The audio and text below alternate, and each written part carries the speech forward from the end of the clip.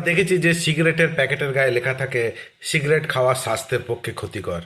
ঠিক তেমনি লিকুইড বোতল যেগুলো থাকে তার গায়েও সেই একই চেতনাবাণী থাকে, সমস্ত নেশার জিনিসের সেই একই চেতনাবাণী থাকে, তাই না?